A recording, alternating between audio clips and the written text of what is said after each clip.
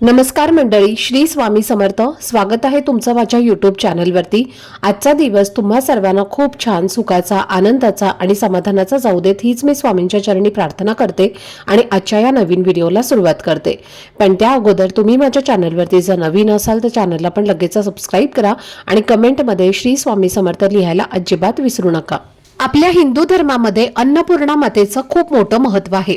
कारण अन्नपूर्णा माता म्हणजे अन्नाची, समृद्धीची आणि समाधानाची देवी मानली जाते. आणि म्हणूनच जवळजवळ प्रत्येक घराच्या देवघरामध्ये अन्नपूर्णा मातेची मूर्ती आपण श्रद्धेने स्थापन करत असतो. आपल्यापैकी बऱ्याच जणांना हे माहिती आहे की अन्नपूर्णा मातेची मूर्ती ही आपण तांदळामध्ये ठेवतो. पण अनेकांना हा प्रश्न पडतो की हे तांदूळ किती दिवसांनी बदलायचे, बदललेले तांदूळ नंतर काय करायचे आणि त्या तांदळाचा उपयोग करून आपण आपल्या घरात सुख, शांती, समृद्धी आणि धनवैभव कसं वाढवू शकतो. आजच्या या व्हिडिओमध्ये मी तुमच्यासोबत अन्नपूर्णा मातेच्या मूर्तीखाली ठेवलेले तांदूळ किती दिवसांनी बदलायला हवेत आणि ते तांदूळ बदलल्यानंतर फेकायचे नाहीत, तर त्याचा योग्य उपाय करून घरात सकारात्मक ऊर्जा, सुख, समृद्धी आणि पैशाची बरकत कशी वाढवता येते. त्याचबरोबर या व्हिडिओमध्ये आपण हे देखील जाणून घेणार आहोत की तांदळाऐवजी जर अन्नपूर्णा मातेला विशिष्ट धान्यामध्ये स्थापन केलं तर घरामध्ये अडचणी, आर्थिक तणाव किंवा सतत येणाऱ्या समस्या कशा दूर राहतात आणि घरात कायम आनंद, समाधान आणि स्थैर्य कसं टिकून राहतं.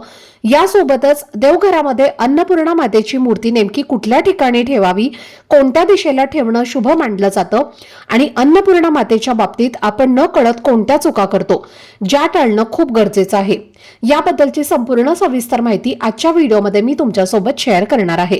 त्यामुळे व्हिडिओ हा स्किप न करता शेवटपर्यंत नक्की पहा, जेणेकरून तुमच्यापर्यंत योग्य ती माहिती पोहोचेल. आणि तुम्ही माझ्या चॅनलवरती जर नवीन असाल तर चॅनलला पण लगेच सबस्क्राईब करा आणि बेल आयकॉनला पण प्रेस करा, म्हणजे मी जेव्हा कधीही नवीन व्हिडिओज अपलोड करेन त्याचं नोटिफिकेशन सर्वात आधी तुम्हाला मिळेल आणि तुमचा एकही व्हिडिओ हा मिस होणार नाही. तसेच खाली असलेल्या हाय बटनवर सुद्धा क्लिक करा.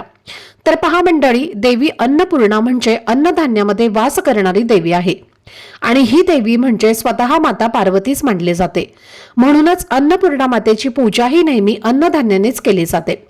जर तुमच्या देवघरामध्ये अन्नपूर्णा मातेची मूर्ती नसेल तर काळजी करण्याची काहीच गरज नाही, कारण तुम्ही फक्त एका स्वच्छ वाटीमध्ये थोडेसे तांदूळ घेऊन मनापासून अन्नपूर्णा मातेची पूजा करू शकता.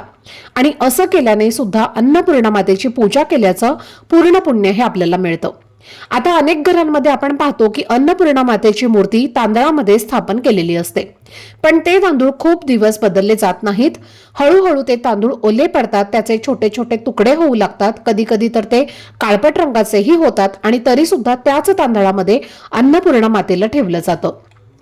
तर मंडळी, ही गोष्ट खूप गंभीर आहे, कारण असे खराब झालेले तांदूळ वापरणं म्हणजे खूप मोठा वास्तुदोष मानला जातो आणि त्यामुळे घरामध्ये न कळत नकारात्मक ऊर्जाही वाढू लागते. सतत अडचणी येतात, घरामध्ये अन्न टिकत नाही, अन्न मोठ्या प्रमाणात वाया जातं आणि कधी कधी खाल्लेल्या अन्नातून त्रास किंवा बाधाही होऊ शकते. अन्नपूर्णा देवी ही अन्नाची देवता आहे आणि ती जर आपल्या घरामध्ये प्रसन्न असेल तरच घरामध्ये अन्नधान्याची खरी बरकत येते. म्हणूनच अन्नपूर्णा मातेची मूर्ती जर तांदळामध्ये स्थापन केलेली असेल तर ते तांदूळ कधीही तुकडे होईपर्यंत किंवा खराब होईपर्यंत ठेवायचे नसतात. त्यामुळे हे तांदूळ नेमके कधी बदलायचे हे जाणून घेणं खूप महत्त्वाचं आहे. आणि जर तुमच्याही घरामध्ये अशी चूक होत असेल तर ही चूक आत्ताच सुधारणं खूप गरजेचं आहे, नाहीतर घरामध्ये लहान मोठ्या अडचणी वाढू लागतात. जर तुमच्या देवघरामध्ये अन्नपूर्णा मातेची मूर्ती असेल तर शक्य असेल तर त्या मूर्तीखालील तांदूळ रोज बदलले पाहिजेत, कारण आपण रोज घरामध्ये भात बनवत असतो आणि जे तांदूळ बदलले जातात तेच तांदूळ भातामध्ये टाकले तर ते पूर्णपणे पवित्रच मानले जातात. आणि जर तुम्ही रोज भात बनवत नसाल तर ते बदललेले तांदूळ तुम्ही तुमच्या तांदळाच्या डब्यामध्ये टाकू शकता आणि त्या जागी नवीन स्वच्छ तांदूळ वाटीमध्ये ठेवून अन्नपूर्णा मातेला पुन्हा श्रद्धेने स्थापन करायचं असतं. असं केल्याने सुख आणि समृद्धीची देवी अन्नपूर्णा माता आपल्या घरावर भरभरून आशीर्वाद देते आणि घरामध्ये कधीच अन्नाची किंवा अन्नधान्याची कमतरता जाणवत नाही.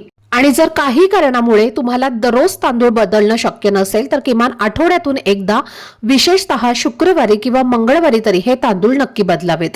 देवपूजेचे नियम खूप अवघड नसतात, ते अगदी साधे आणि सोपेच असतात, पण त्या छोट्या छोट्या गोष्टींकडे लक्ष देणं हे खूप गरजेचं असतं.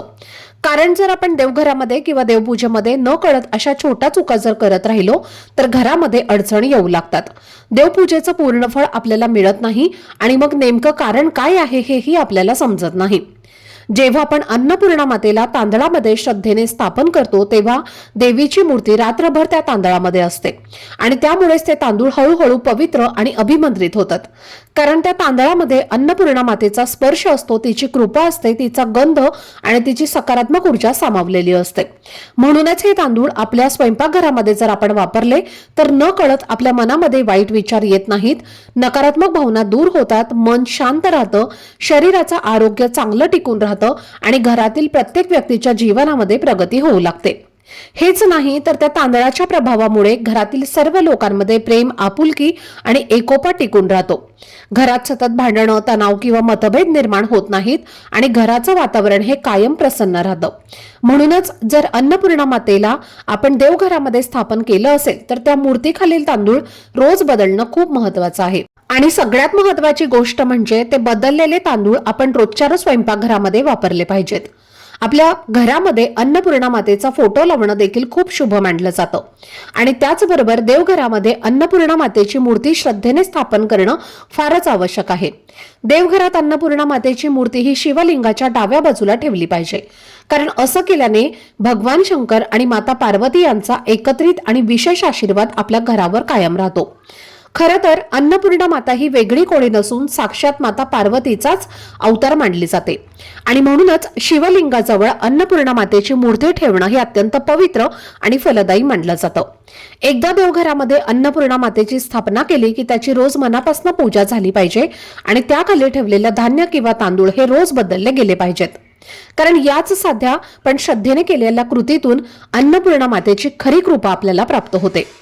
तसेच पहा, अन्नपूर्णा मातेला तांदळाऐवजी दुसरे कुठलं धान्य जे आहे ज्यामध्ये स्थापन केल्यामुळे आपल्या घरामध्ये पैसा बरकत येऊ लागतो याविषयीची माहिती आपण आता पाहूयात. तर शास्त्रानुसार अन्नपूर्णा मातेला मूग डाळ अतिशय प्रिय आहे. म्हणून एका वाटीमध्ये किंवा प्लेटमध्ये थोडेसे अक्षत म्हणजेच तांदूळ घ्यायचे आहेत आणि त्यानंतर एक वाटी घेऊन त्यामध्ये तुम्हाला मूग डाळ ठेवायची आहे आणि त्या मूग डाळीमध्ये अन्नपूर्णा मातेची मूर्ती ठेवून ही वाटी जी आहे तर ती तुम्हाला तांदळाच्या प्लेटमध्ये ठेवायची आहे. म्हणजेच तांदळाची जी प्लेट आहे तर त्या प्लेटमध्ये एक वाटी ठेवून त्या वाटीमध्ये मूग डाळ ठेवायची आहे आणि त्या मूग डाळीमध्ये तुम्हाला अन्नपूर्णा मातेची मूर्ती स्थापन करायची आहे. त्यामुळे आपल्या घरात पैसा टिकतो, अन्नधान्यामध्ये बरकत येते. त्याचबरोबर मूग या धान्यावरती बुध ग्रहाचा प्रभाव आहे आणि बुध ग्रह हा बुद्धीचा दाता, त्याचबरोबर आपल्या घरामध्ये जो पैसा येतो त्याचा कारक सुद्धा बुध ग्रह आहे. आपण किती पैसा कमवतोय, किती मेहनत करत आहोत, पैसा तर घरामध्ये येतो पण तो कुठे जातो हे लक्षात येत नसेल तर विनाकारण पैसा खर्च होत असेल, पैसा टिकतच नाही तर आपला बुध ग्रह खराब आहे. आणि म्हणून जर तुमच्याही घरामध्ये अशा आर्थिक समस्या येत असतील, तुमच्या कष्टाला आणि मेहनतीला यश मिळत नसेल तर अशा पद्धतीने देवघरामध्ये अन्नपूर्णा मातेची मूर्ती ही नक्की तुम्ही ठेवून पहा. त्यामुळे प्राप्त लक्ष्मी हा आपल्या घरामध्ये स्थिर राहील आणि त्यामुळे आपल्याला अनंत प्रकारचे फायदे जे आहेत तर ते होत असतात. तुम्ही पूर्वीपासून तांदळामध्येच माता अन्नपूर्णेला स्थापन करत असाल तर एकदा ही सेवा नक्की करून बघा. तुम्हाला सुद्धा याचा फरक जो आहे तर तो नक्कीच जाणवेल. तुमच्या घरात नेहमी बरकत राहील, पैशांच्या सर्व समस्या या दूर होतील. अन्नपूर्णा मातेचा फोटो हा आपल्या स्वयंपाकघरामध्ये सुद्धा आपण लावत असतो, पण तो फोटो कुठल्या दिशेला असणं हे सुद्धा खूप महत्वाचं असतं. कोणती दिशा ही शुभ मानली जाते हे सुद्धा आपल्याला माहिती असणं खूप गरजेचं आहे. वास्तुशास्त्रानुसार आपलं स्वयंपाकघर हे आग्नेय दिशेला असणं खूप महत्वाचं मानलं जातं. तर पूर्व भिंतीला आपण अन्नपूर्णा मातेचा फोटो लावू शकता. त्याचबरोबर आपण आग्नेय कोपऱ्यात सुद्धा अन्नपूर्णा मातेचा फोटो लावू शकता. तर मंडळी, सगळ्यात महत्वाची गोष्ट म्हणजे आपला गॅस ज्या जागी आहे त्याच्या एकदम वरच्या बाजूस अन्नपूर्णा मातेचा फोटो तुम्ही लावू शकता. आपण जेव्हा स्वयंपाक करतो त्या स्वयंपाकाचा धूर अन्नपूर्णा मातेच्या फोटोला लागू शकतो. म्हणूनच आपण स्वयंपाकघरामध्ये ज्यावेळी प्रवेश करतो त्याच्या समोर अन्नपूर्णा मातेचा फोटो असावा. म्हणजे आपण स्वयंपाकघरामध्ये दारातून अन्नपूर्णा मातेचं दर्शन घेऊनच स्वयंपाकघरामध्ये प्रवेश केला पाहिजे. आणि जर घराच्या दरवाजाच्या समोर जर तुम्हाला हा अन्नपूर्णा मातेचा फोटो लावणं शक्य नसेल तर आपल्या स्वयंपाकघरामध्ये दक्षिण दिशा सोडून तुम्ही इतर कोणत्याही दिशेला हा अन्नपूर्णा मातेचा फोटो लावू शकता. कारण संपूर्ण घरामध्ये अन्नपूर्णा ही वास करत असते. आपल्या स्वयंपाकघरामध्ये अन्नपूर्णा मातेचा फोटो असेल तर आपल्या घरातील अनेक वास्तुदोष नष्ट होतात आणि म्हणून स्वयंपाकघरात अन्नपूर्णा मातेचा फोटो अवश्य लावला पाहिजे. देवघरामध्ये सुद्धा अन्नपूर्णा मातेची स्थापना केली पाहिजे। तसेच जिथे आपण अन्न साठवतो तिथे सुद्धा अन्नपूर्णा मातेची स्थापना तुम्ही करू शकता। तर असं केल्याने सुद्धा घरात सुख समृद्धी ही कायम टिकून राहते। आता अजून एक महत्त्वाची गोष्ट म्हणजे स्वयंपाकघरामध्ये अन्नपूर्णा मातेचा फोटो नसेल किंवा आपल्या देवघरामध्ये सुद्धा अन्नपूर्णा मातेची मूर्ती नसेल तर काय करावे, तर एका वाटीमध्ये थोडेसे तांदूळ भरायचे आहेत आणि त्यामध्ये एक सुपारी ठेवावी आणि आपल्या किचन ओट्यावरती ही वाटी ठेवून द्यावी। असं केल्याने सुद्धा माता अन्नपूर्णा स्थापन केल्याचे पुण्य आपल्याला प्राप्त होते। तसेच तुमचं देवघर तुमच्या बाथरूमच्या शेजारी असेल तर त्यामुळे सुद्धा आपल्या घरामध्ये दोषही निर्माण होतात। म्हणून आपल्या घरामध्ये टॉयलेट बाथरूम असेल तर त्याच्या भिंतीजवळच आपलं देवघर हे कधीही नसावं, त्यामुळे घरामध्ये क्लेश निर्माण होतो। तसेच अन्नपूर्णा मातेचा फोटो सुद्धा तुम्ही तुमच्या किचनमध्ये लावत असाल आणि ती भिंतच तुमच्या टॉयलेटची असेल तर अशा ठिकाणी सुद्धा चुकूनही तुम्ही हा फोटो जो आहे तर तो लावू नका। कारण बऱ्याच घरांमध्ये पाहिलं तर आपल्या घरामध्ये जे बाथरूम असतं तर त्या बाथरूमची एक भिंत आणि दुसऱ्या भिंतीला लगेचच लागून तिथे स्वयंपाकघर जे आहे तर ते सुरू होतं। जी भिंत आपल्या बाथरूमची असेल तर त्या भिंतीवर कोणतीही शुभ गोष्टी जी आहे तर ती लावू नका। तर ही अत्यंत महत्त्वाची माहिती मला तुमच्यासोबत शेअर करायची होती। आजचा हा व्हिडिओ जर तुम्हाला आवडला असेल, माहितीपूर्ण वाटलं असेल तर व्हिडिओला लाईक, शेअर आणि चॅनलला सबस्क्राईब नक्की करा। भेटूयात पुढच्या व्हिडिओमध्ये, तोपर्यंत सर्वांना श्री स्वामी समर्थ।